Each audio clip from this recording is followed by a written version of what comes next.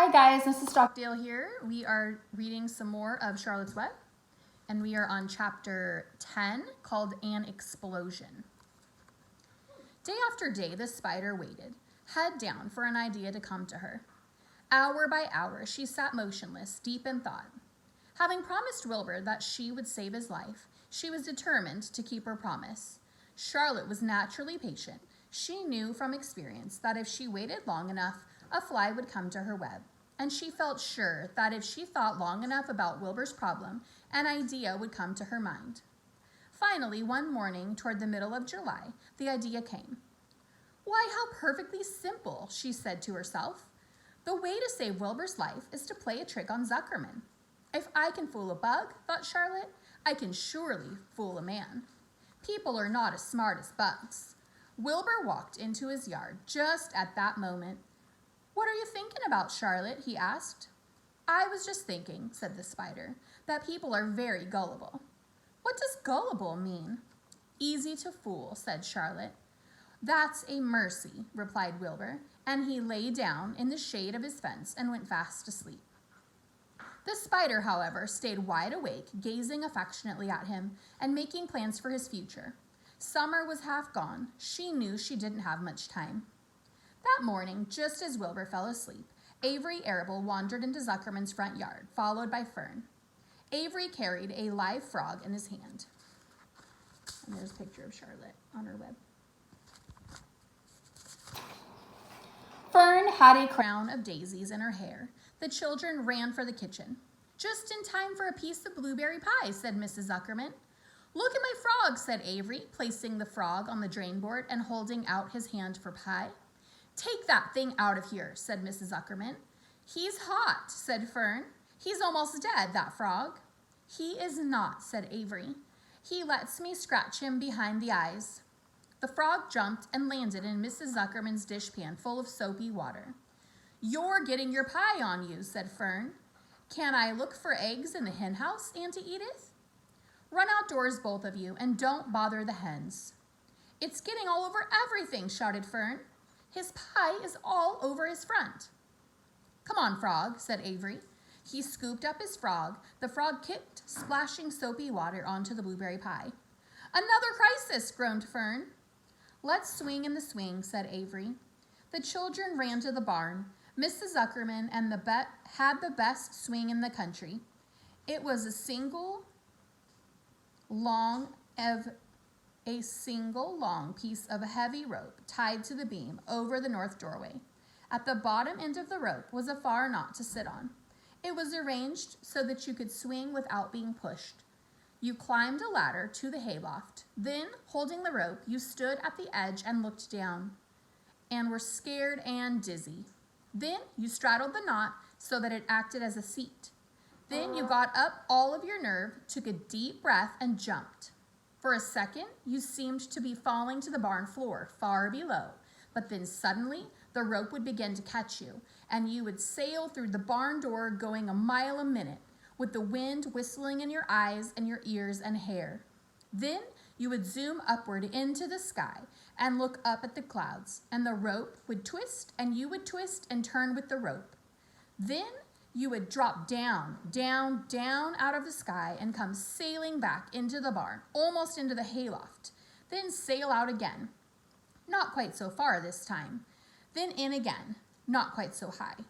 Then out again, then in again, then out, then in, and then you'd jump off and fall down and let somebody else try. Mothers for miles around worried about Zuckerman's swing. They feared some child would fall off, but no child ever did. Children almost always hang on to things tighter than their parents think they will. Avery put the frog in his pocket and climbed to the hayloft. "The last time I swung in this swing, I almost crashed into a barn swallow," he yelled. "Take that frog out," ordered Fern. Avery straddled the rope and jumped. He sailed out through the door, frog and all, and into the sky, frog and all. Then he sailed back into the barn. "Your tongue is purple," screamed Fern. "So is yours," cried Avery, sailing out again with the frog. "I have hay inside my dress. It itches," called Fern. "Scratch it," yelled Avery as he sailed back. "It's my turn," said Fern. "Jump off." Fern's got the itch, sang Avery. When he jumped off, he threw the swing up into his sister. She shut her eyes tight and jumped. She felt the dizzy drop, then the supporting lift of the swing. Then she opened her eyes. She was looking up into the blue sky and was about to fly back through the window. They took turns for an hour. When the children grew tired of swinging, they went down toward the pasture and picked wild raspberries and ate them. Their tongues turned from purple to red. Fern bit into a raspberry that had a bad-tasting bug inside it and got discouraged. Avery found an empty candy box and put his frog in it. The frog seemed tired after his morning in the swing.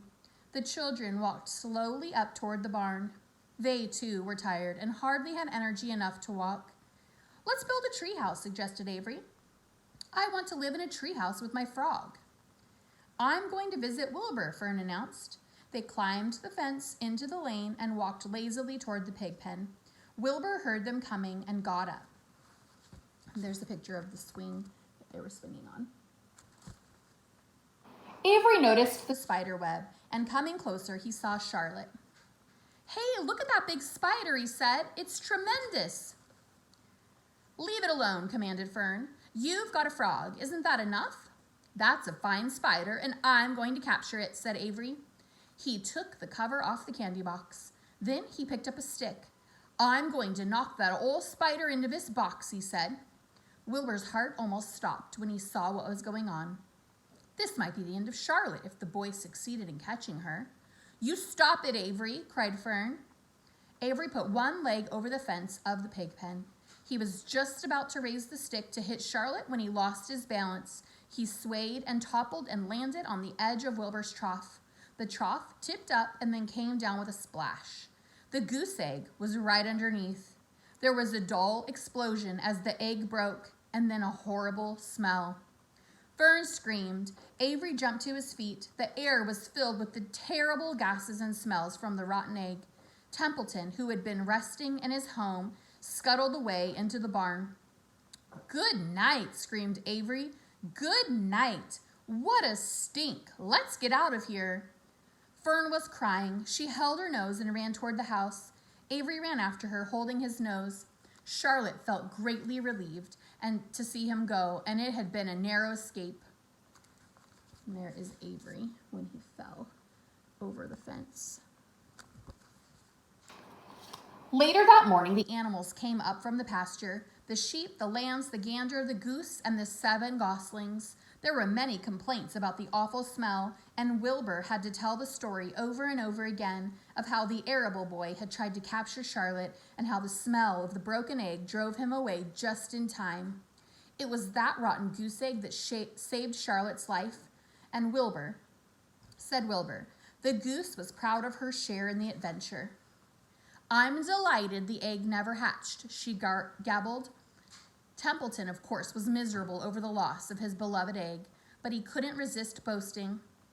"It pays to save things," he said in his surly voice. "A rat never knows when something is going to come in handy. I never throw anything away."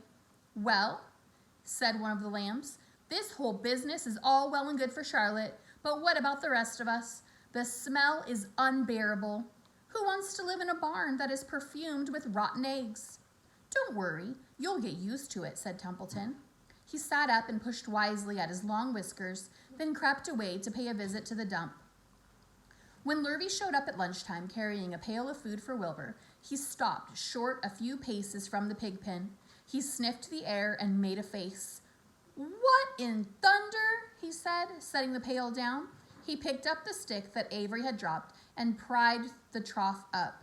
"Rats," he said. "Phew! I might have known a rat would make a nest under this trough. How I hate a rat." And Lurvy dragged Wilbur's trough across the yard and kicked some dirt into the rat's nest, burying the broken egg and all Templeton's other possessions. When he picked up the pail, Wilbur stood in the trough, drooling with hunger. Lurvy poured. The slops ran creamily down the pig's eyes and ears. Wilbur grunted. He gulped and sucked and gulped, making swishing and swooshing noises, anxious to get everything at once. It was a delicious meal. Skim milk, wheat middlings, leftover pancakes, half a donut, the rind of a summer squash, 2 pieces of stale toast, a third of a ginger snap, a fishtail, an orange peel, several noodles from a noodle soup, the scum off a cup of cocoa, an ancient jelly roll, a strip of paper from the lining of the garbage pail, and a spoonful of raspberry jello. Wilbur ate heartily. He planned to leave half of a noodle and a few drops of milk for Templeton. Then he remembered that the rat had been useful in saving Charlotte's life, and that Charlotte was trying to save his life, so he left a whole noodle instead of a half. Now that the broken egg was buried, the air cleared and the barn smelled good again. The afternoon passed and evening came. Shadows lengthened. The cool and kindly breath of evening entered through doors and windows. Astride her web, Charlotte sat moodily, eating a horsefly and thinking about the future. After a while, she bestirred herself. She descended to the center of the web, and there she began to cut some of her lines. She worked slowly but steadily while the other creatures drowsed. None of the others, not even the goose, noticed what she was at work. Deep in his soft bed, Wilbur snoozed. Over in their favorite corner, the goslings whistled a night song. Charlotte tore quite a section out of her web, leaving an open space in the middle. Then she started weaving something to take the place of the threads she had removed.